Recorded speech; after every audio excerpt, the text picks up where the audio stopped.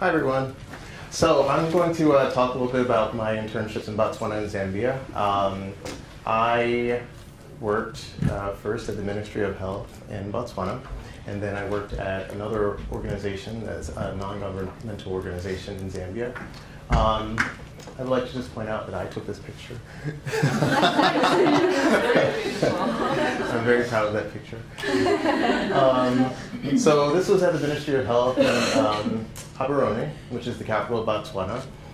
Very striking building within the capital, very modern and progressive, something I didn't actually really expect when I found out that I would be going to Botswana.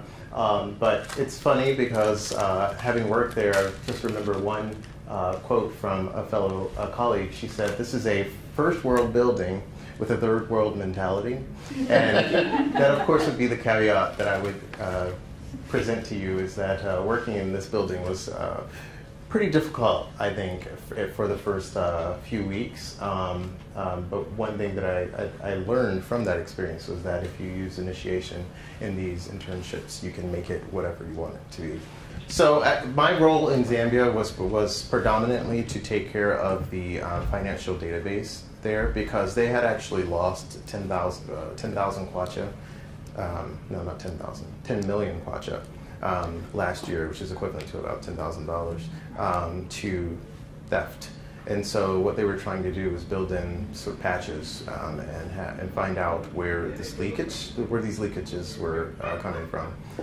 That's one of the actual big challenges in this type of project, is that there's so much corruption and there's so much theft, and they have to continually deal with those issues. So after my time, that was about 8 weeks in Botswana, I then moved on to Zambia, and I actually was able to do this particular program again through the back door. My best friend, actually, his parents run this organization, so I was able to get it through him. And I knew his parents already, so that actually was really, I felt kind of lucky to be able to do that. So it's called All Kids Can Learn International, and what they do is they use an economic development model. The founder is a retired businessman from Maryland. He has built up all of these cottages for single and double orphans that house that mimic the African village.